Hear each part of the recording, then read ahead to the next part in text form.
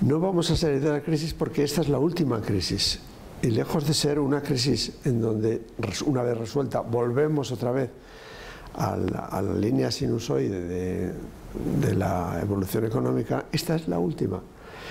Es muy difícil predecir esto, pero es como San Agustín cuando se enfrenta con el fin del Imperio Romano, o con los humanistas cuando se enfrentan con el fin de la Edad Media. Nosotros estamos en una etapa así. Claro, entonces tardaban 1000 años en pasar del Imperio Romano a la Edad Media, pero ahora vamos a pasar más deprisa a lo que va a venir después, que para mí va a ser una sociedad, ¿cómo diría yo? Es que no tiene nombre, porque claro, San Agustín no sabía todavía decir que iba a la Edad Media, ¿no? Yo la llamo sociedad estacionaria, a lo que vamos, para contraponerla a la sociedad expansiva, que es desde el Renacimiento hasta aquí.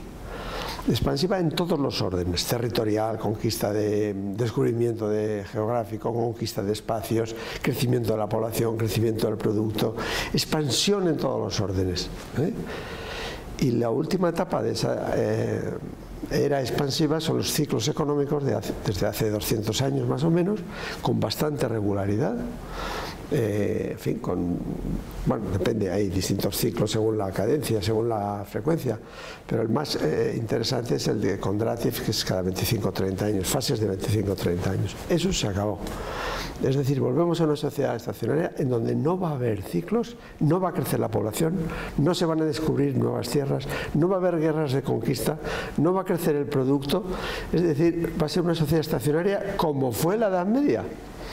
Es decir, volvemos a una nueva Edad Media, y eso es más interesante todavía que lo de las crisis económicas. Claro, estamos en la última crisis, ¿eh? Sí, pero en la última crisis se acabaron las crisis. Por ejemplo, una cosa que ha crecido extraordinariamente en la era expansiva es la ciencia. Aunque parezca mentira, la ciencia se ha detenido. Solo crece la tecnología. No hay vocaciones ya de científicos. La investigación es toda aplicada para conseguir el teléfono móvil con nuevas prestaciones, ¿no? Pero, bueno, el teléfono móvil pues está ahí desde hace 30 años y no cambia. Y los ordenadores, pues sí, tendrán nuevas prestaciones, pero ya no cambian. Una de las razones de la crisis precisamente ha sido que en todas las crisis se llega a una saturación de los descubrimientos científicos de la era anterior, de la era digamos, de bonanza anterior.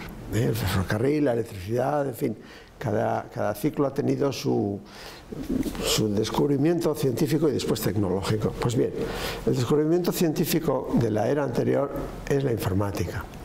Y la informática no ha traído grandes beneficios, comparado con el ferrocarril, la aviación, la química, en fin, todos los demás desarrollos tecnológicos derivados de la ciencia.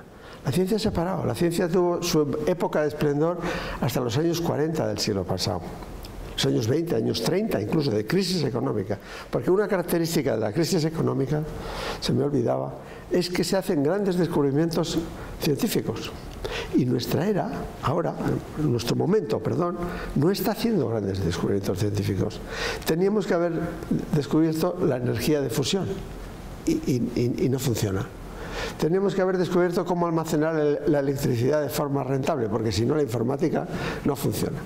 Y el coche eléctrico no funciona, porque no sabemos almacenar la electricidad, se dice pronto. Llamamos pilas, como la llamó Volta en el siglo XVIII, que almacenan malamente la electricidad. ¿Por qué? Porque se ha parado. Porque vamos repito, a desarrollos tecnológicos prácticos, pero no teóricos. Y la informática, después de todo, se deriva de los matemáticos en los años 40, o Neumann, por ejemplo, que revolucionan las matemáticas. Y eso es mucho más interesante que Apple y que el teléfono móvil. Todo eso son consecuencias. Pero es una mente matemática. Solo necesita papel y lápiz. Por cierto, es el primero que diseñó un ordenador, el UNIVAC, en los años 40, en plena guerra mundial. Y ahora estamos, en la última crisis, que se caracteriza porque empieza a no crecer nada.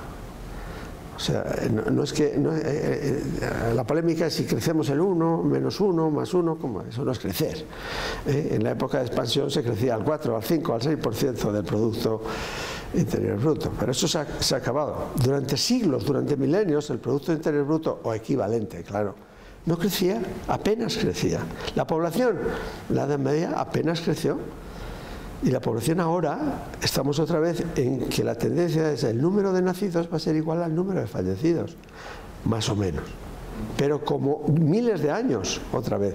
Eso nos va a sorprender muchísimo, porque venimos de una era en donde la población crecía y crecía y crecía, y en fin, hay todo tipo de fantasías, que va a llegar un momento en que pesen más los habitantes del planeta que el propio planeta. Pues no, eso se ha acabado, eso es una bobada. Hombre, la economía pesa, desde luego, pero no es lo fundamental. Yo creo que la crisis económica es crisis de otras muchas cosas. Fíjate que he aludido al no crecimiento del producto, eso es lo económico. Pero todo lo demás es un problema de valores, de actitud, de mentalidad. Por ejemplo, en las crisis económicas la productividad baja porque la gente no tiene ganas de trabajar, fundamentalmente. Y porque la aplicación de la tecnología no es rentable.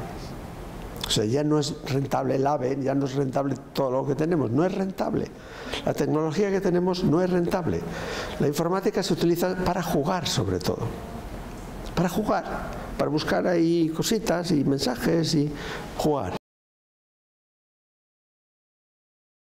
Bueno, que las otras crisis claramente correspondían, igual que las anteriores, correspondían a determinados elementos de productividad, de ciencia, de población, de todo eso.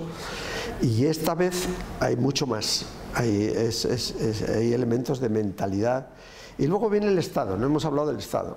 El Estado, la organización política, no hace nada por las crisis. Ni puede hacer para desatarlas, ni puede hacer para mejorarlas. Es irrelevante. Entonces estamos instalados en España especialmente, pero en toda Europa, creyendo que la organización política puede hacer algo.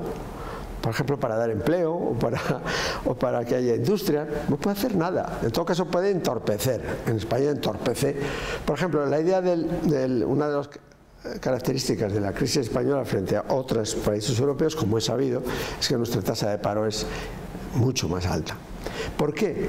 Porque aquí estamos empeñados en que el empleo lo crea el gobierno, y eso es una barbaridad. Lo más que piensan algunos economistas lúcidos es que no lo crea el gobierno, lo crean los empresarios. Falso.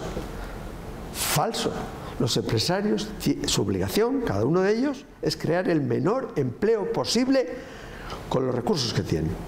Cuando esto ocurre, es la época de bonanza, en toda la sociedad en conjunto se crea empleo. Pero se crea espontáneamente, porque las empresas son rentables, y si son rentables, repito, que cada una de ellas decida crear el menor número posible de puestos de trabajo. Pero aquí estamos en lo contrario, en que hay que insuflarles dinero para que creen puestos de trabajo. Y si crean un puesto de trabajo, le damos una subvención. Y en fin, procuramos que la gente se retire, se prejubile, por ejemplo. Eso es una barbaridad, es uno de los derroches de recursos más fabulosos que tiene la época actual. Y eso no hace más que acentuar la crisis. O sea, en el fondo, lo que llamamos medidas ¿cómo llaman? Políticas activas de empleo. Hay que ver, qué expresión, políticas activas de empleo. No, son de desempleo, que son las que se siguen en España. Políticas activas de empleo. Dar dinero a los sindicatos para que organicen cursos falsos para formar a los obreros y que se coloquen. Eso es irrelevante. Hay muchas más cosas.